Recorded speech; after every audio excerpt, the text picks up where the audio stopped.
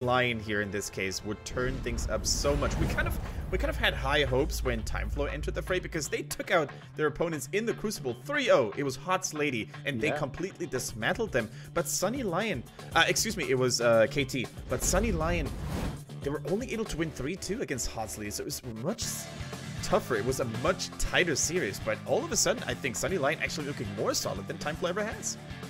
They are looking very strong. Let's see how long they can keep it up, as Sunny Lion and TimeFlow both with over a 60% win rate on this map. And this is TimeFlow's map choice. Feeling confident in this. They are 2-1 on it. Let's see what they can do. Definitely true. The Sunny Lions currently pouncing from victory to victory. Can they keep up the momentum here? It is Infernal Shrines. And the map records here for both teams are looking much more evenly.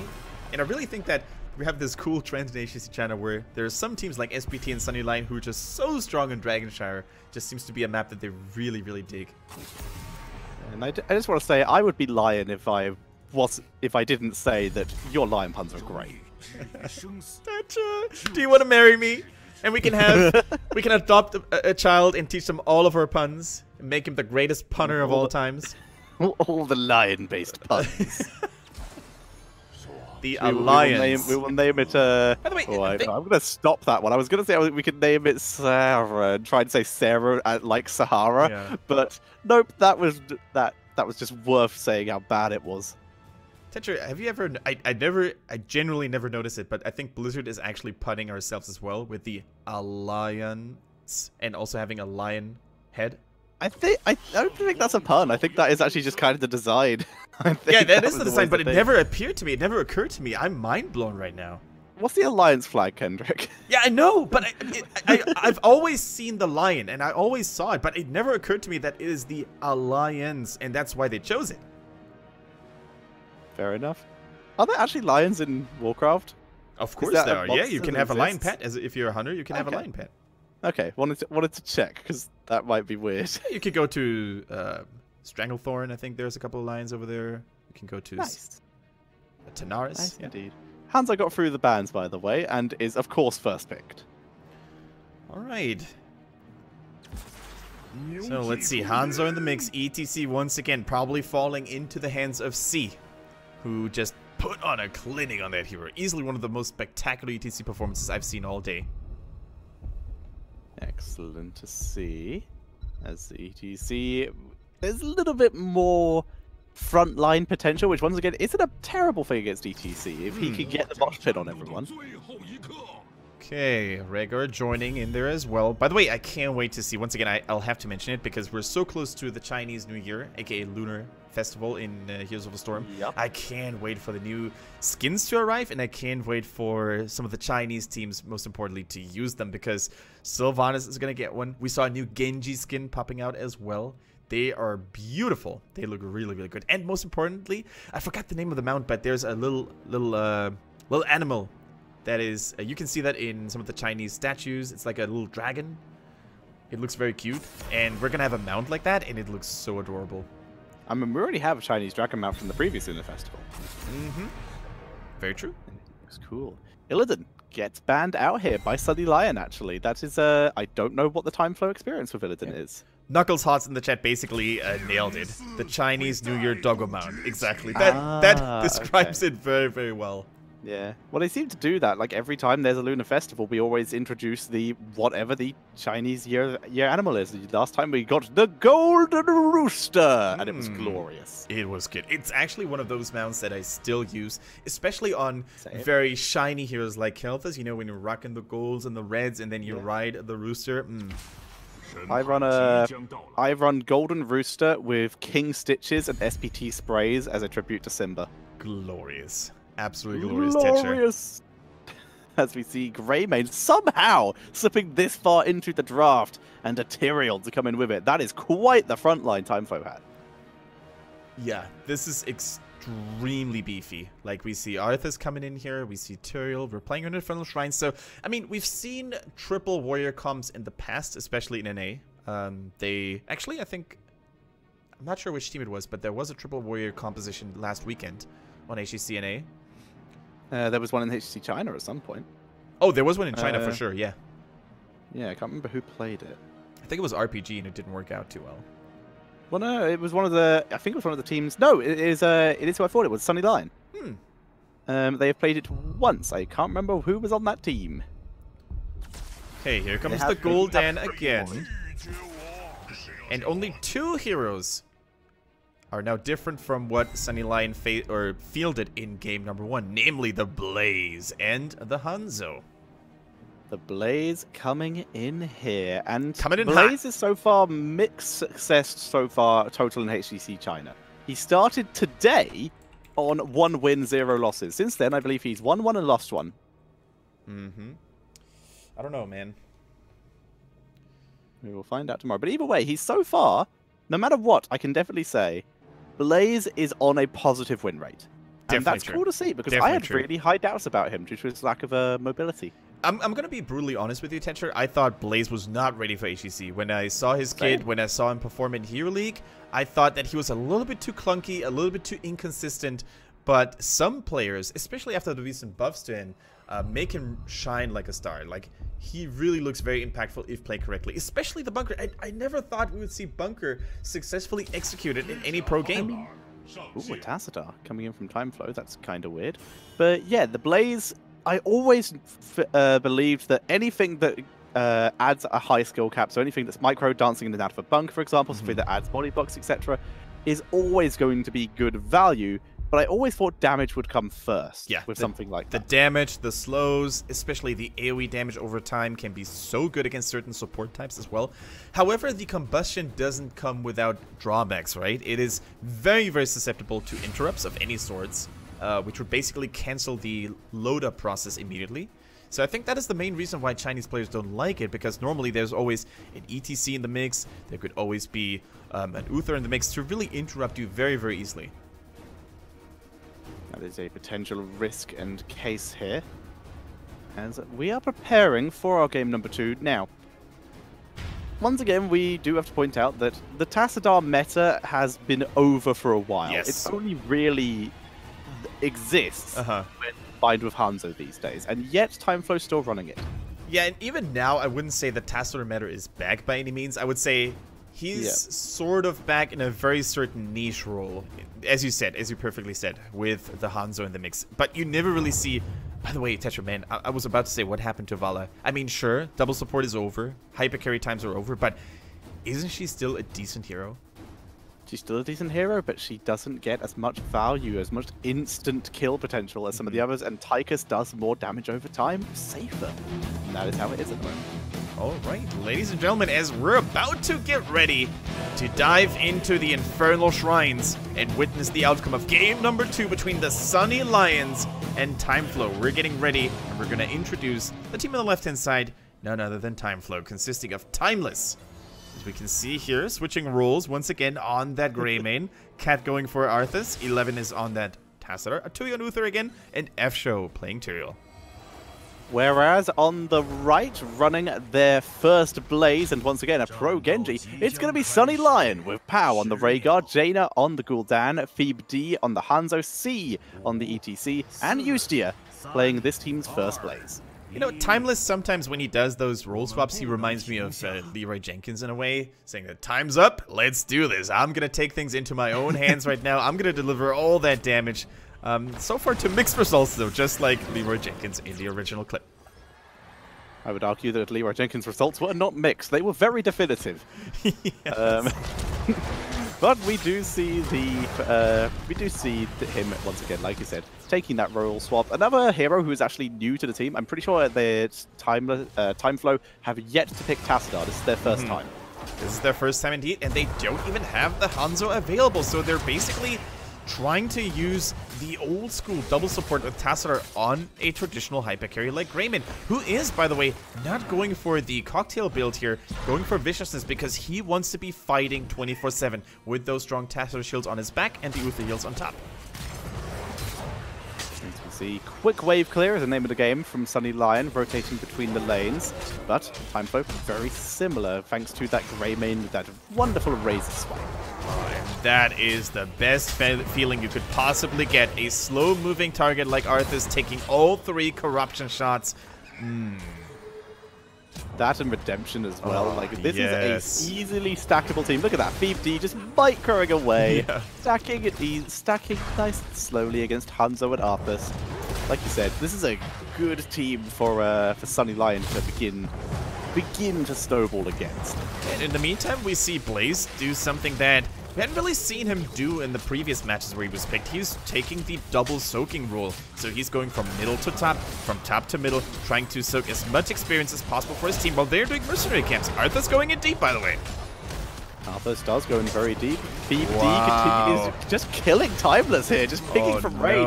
It's going to be Arthas who goes down. Like you said, went too deep. So the thing is, if you're TimeFlow, you need to realize, okay, Blaze is nowhere to be found. But we see by the minimap, he's constantly rotating between two lanes. So our opponents have one person up. They have a 4 versus 3 advantage because we had Tassar in the middle and Tyrael in the top. But yet, Cat on that Arthas went in like they were actually ahead in terms of player numbers. So I don't really understand that reckless move, overly reckless. But also, Tetcher, the body blocks by ETC were real, preventing Arthas from entering the zone.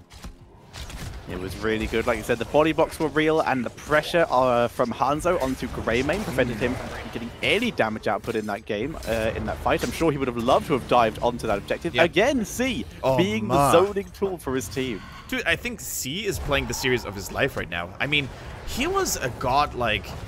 I wouldn't say godlike. He was a very, very decent tank player last season when he was still playing for KT. He was always one of those slumbering stars in China where we were like, yeah, if they practice a little bit more, if they are more consistent, they could really become one of the top players. But so far in this series, C is showing up big time.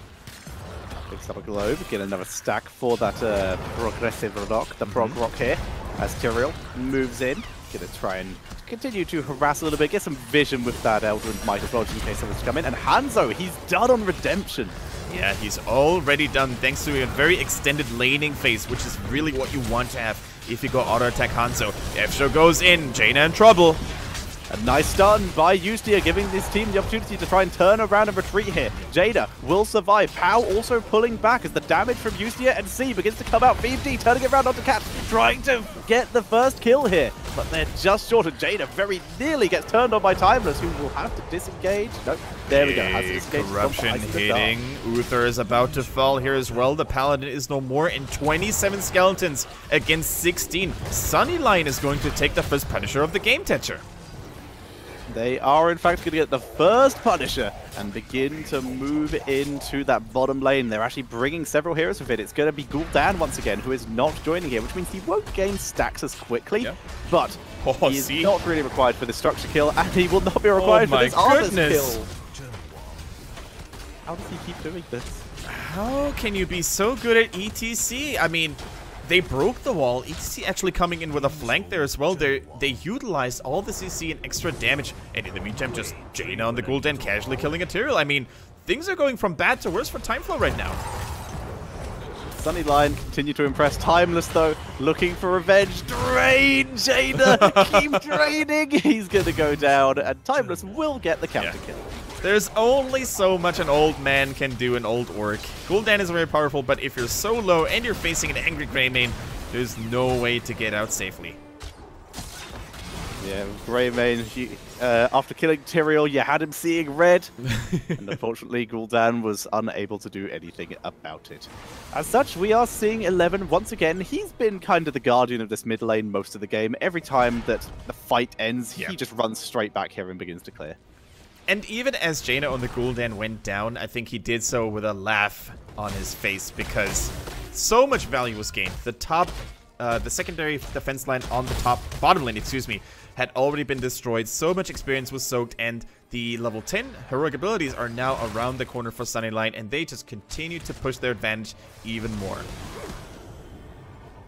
Rotation once again down to the bottom lane. Gul'dan taking the longer route, though. Everyone else takes the shorter route because they lost vision of that area. Jaina went all the way around. He did. Wait, that's Wisdom Duelist from Timeless. Yeah. He's going full Timeless more. The more quests you go for, the better the hero, right? Well, if you're if you are behind, then if you're in that situation where you're behind, that's when you should do it. You don't do it when you're ahead. I totally agree. And look at Tesla, he went for the increased healing value from the shields as well. So if he gains a couple of stacks from that Wizened Duelist, and then you get a shield on top, then you're gonna life leech like crazy. So pay special attention onto Greymane right now. Timeless, if he ends up dying, all the stacks on the Wizened Duelist are gonna be lost. It's one of the most unforgiving talents if you screw up. And pay attention to the entirety of Sunny Lion, because if none of them die, Greymane will not get a single stack. As we see the heroics coming in, Hanzo's holding his. Oh, he's waiting. Don't bait me, Hanzo. Oh, I already got baited. I want to see the Dragon Strike right now. I mean, there's a mosh pit. Yep. It's a setup. Into There's a the Horrify, mosh pit. though, which is the opposite of a setup.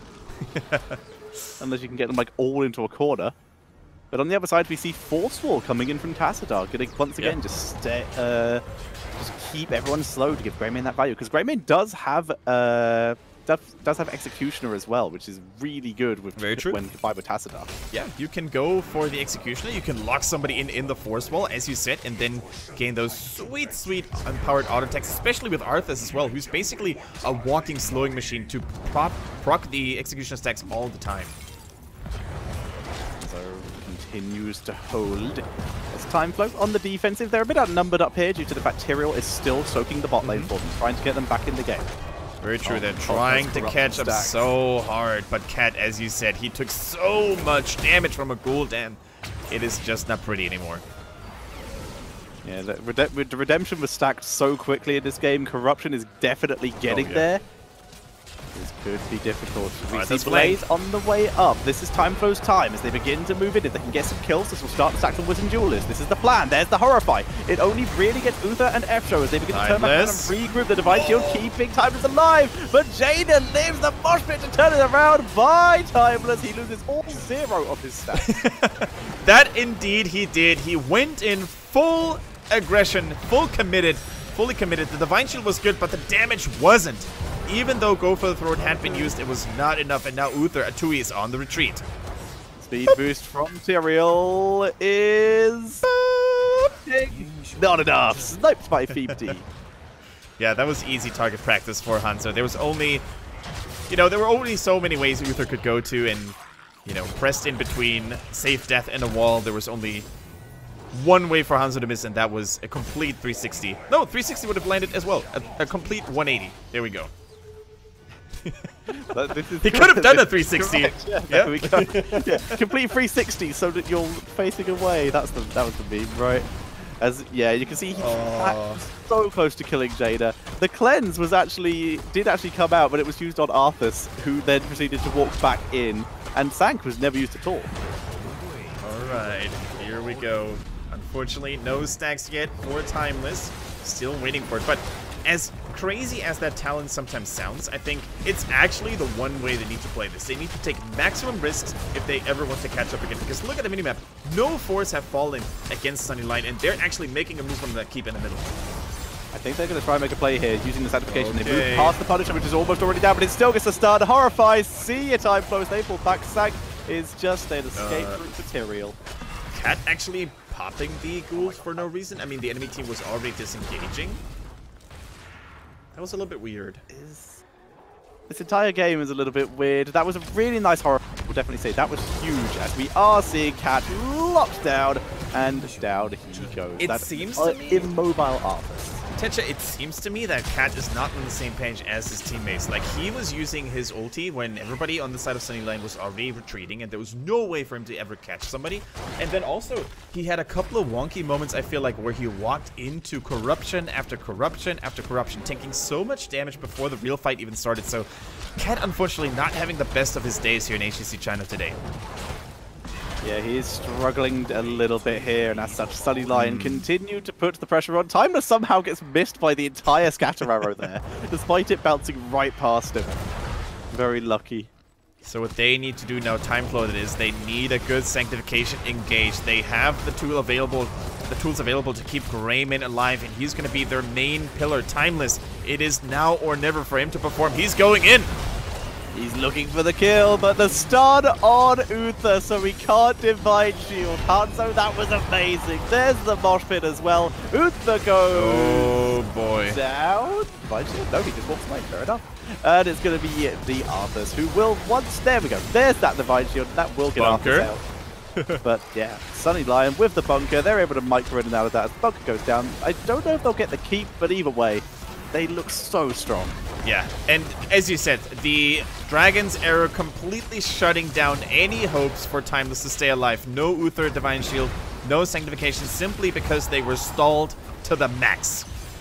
Alright, round 4. They go again. Force Wall's good this time, searching for Yusti, and the Sanctification is immediately run past Jaden. Doesn't get Ancestral, a stack is acquired as Timeless moves into the backline trying to finish off Power, but he's found a Hanzo. That will have to do. One as they continue to push forward, looking for the kill. Z zoning for his team. Power slides out, but he's already slowed by Arthas. But Arthas can't catch him, so it's just to have this poor defenseless Blaze. Poor suddenly defended Blaze, who's trying to sneak past and find an escape route. Micro Blaze is completely surrounded, and Ustia will drop 2 stacks acquired for Timeless.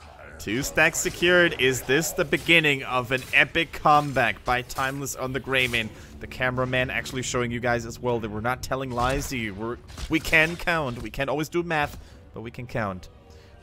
Yeah, there's only been 3 kills total from the side of TimeFlow. It's quite easy to keep track of them. As we do see, like we said, that Wizened Jewel is gaining 2 stats, which is 6% extra attack damage, basic attack damage. I think up to 30. I think last teamfight went so unfortunately for Sunny Lion because you could see how Pao was super low in mana, and I think he pulled the trigger on the Ancestral the moment he had enough mana to cast it, and it was just a millisecond too late to save the Gul'dan. If Gul'dan doesn't fall there, the entire team fight goes differently. Now Cat in trouble. Icebound Fortitude being used. Does he have his ulti? No?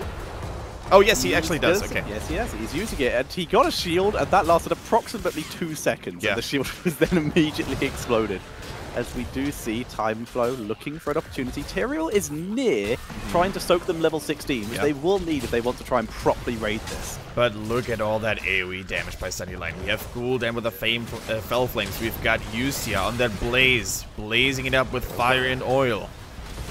Moving in. Tyrael got them level 16, so this is their opportunity to horrify. Arthas is dead immediately, and the mosh pit, they step just out the side, but the Divine Shield keeps Greymane moving back into the backline to try and focus on Sajada. Once again, there's the stun by the ETC, but Timeless is getting focused, gets a kill, but goes down and loses all the stacks anyway. Fight looked like it was Timeless against the world. Everybody was falling, and only the Worgen, as the true last survivor, was desperately trying to get any kills happen. Yeah, that was interesting. Arthas moved in first because they knew they had 16. They knew they had to make a move before the Punisher. Tyrael followed in, but Arthas died right before the Sank. Greymane takes it as an opportunity to try and get a counter kill before too much can happen in the 5v4. They move through the Sank. And what does ETC do? He stands in the Sank, at the edge of it, and mosh pit. So the second they step out the Sank, they're stunned. Yeah. Beautiful play. I mean, C is just on a different level in this series, to be honest. Like, this ETC is single-handedly demoshing their opponents. I see what you did there, and I see what C is doing here. Moving forward, protecting Ustia. They take down the keep, and that's all 3 keeps down for TimeFlow. Are they going to commit to the core, though? All 5 members for TimeFlow are back. Or Sunny Lion going to retreat and wait for the 20. I think they should play it safely here, because almost all of their heroic abilities are on cooldown. Gul'dan has returned from the afterlife times. But yeah, like you said, their heroics are on cooldown. They have Horrify because Gul'dan died before he really got the chance to... Actually, no, it was dropped at the start of the fight. It's what killed Arthas. As we see, the Holy Ground, camp stolen, waiting in. Horrified gets no value here. Good sanctification as they focus C as a Lance though. And a huge stun from Ustia get turned on TimeFlow. But they've killed off Blaze. Down goes ETC. They're still going. Timeless is gonna get him with the help of a 2. He gets another. Can they catch up to Pow? He's in his wolf form, so no. But PG picks up Tassadar off to the side. It's a 3-for-3, Kendrick. It is a bloodbath. Teams are killing each other left, right, and center, but Timeless is still alive, and with his alliance brother Uther, he managed to get a couple of juicy stacks that are going to put his attack damage through the roof here, actually. But still, Tetcher, despite a good fight for TimeFlow, the first one in this game they ever had, they're still 2 levels behind. They are 2 levels behind. Level 20, like you said earlier, is available for Sunny Lion, including the upgraded bunker. Oh my. As we have a look at some of the other side, Storm Shield, the Haunt coming in from Gul'dan. That is going to be huge As we see a quick replay of that, look at this Horrify. Yeah. Just on the edge. It only catches Greymane, who is immediately cleansed out by Atsui. A brilliant power slide, but with a Divine Shield on the Greymane and Alpha Killer acquired, he is able to shred through ETC and Blaze. And after that, it's easy pickings chasing the retreating heroes of Sunny Lion. Sunny Lion were squashed into that choke point because they had to face the Tassador Force Walls. They had to face the Holy Grounds by Turiel. I mean, there was just nowhere left for them to run. It looked a little bit goofy that Gul'dan was so exposed, but he couldn't escape. There were too many walls and Holy Grounds preventing him from doing so. Yeah, it was a rough area to fight in. It would have been great if they'd managed to land the Mosh Pit, for example, but it was on cooldown because that's how they got the kills last time. And speaking of ETC here, he's holding on the level 20 talent. He could always go for the Death Metal. He could go for a surprise Storm Bolt here. Excuse me, Bolt of the Storm. Bolt of the Storm. There we go. There we go. Same words, different order. Exactly. I mean, ETC is probably one of those heroes that doesn't have a bad 20 talent. No matter what you pick, it's always going to be useful one way or the other, depending on what your team needs. So a very interesting one, is that the stun arrow from Hanzo? Like, not the stun arrow, as in the stun Sonic arrow. It is? I've never seen this picked. Usually it's play of the game that we're used to seeing because it provides Hanzo with a global, with additional mobility as well. It's interesting. This is called Bullseye. It increases the speed and center radius by 100%, so it makes it easier to hit. And if it lands, it gets a 1-second stun. I've never seen it used. Let's see how much value it can get. It's certainly going to be an interesting talent to follow. Now, 20 is around the corner. They just need to wait a little bit more time for it. Please don't get engaged on. Please don't fight right now. Patience is a virtue. I will say very quickly, there's level 20, but it's really important that Hanzo did not die during the last fight because it means he keeps his redemption stack as they begin turning it onto Cat here. Here comes the group up, Timeless moving forward, gets the Divine Shield, and Rhaegar will certainly drop here. Thanks to Timeless, who goes for the throat, turns onto Yusia as they push through. Sank has been used, but the Mosh, it's an Inferno! Everyone! Wow! And shreds through the team! Theme D is crushing through. Joe is desperately getting healed by Uther, who will return as well, actually, so they may just try and 2v2 this. Oh, 2v3, never mind. No way! Did you see the AoE value by Blaze? It was an Inferno right there, but F-Show is not done just yet. Baited over the wall, though, by Hanzo, but so much damage. They lost their support this early on. They didn't even have answers at the ready, but C continues to just single-handedly win them those team fights. Tassadar, though, holding his team in the game right now. He was able to retreat and has shielded the core and cleared the lanes. 26 seconds, though, until Greymane. Their damage dealer is alive. If F-Show survives this, they have a tiny chance, but that was not a good time to die. And that might be all she wrote. And the bunker for good measure here. Justia! Come on, you got to show off now. Beautiful AoE damage in the previous team fight. Now with the bunker, dodging material trade, and here goes the Punisher, and I think this is going to be the serious Tetra. That is it. Taz cannot defend this. He even gets stunned by the arrow, so he can't even shield the core enough. That's going to be GG. And Sunny Lion take the series in a 2-0.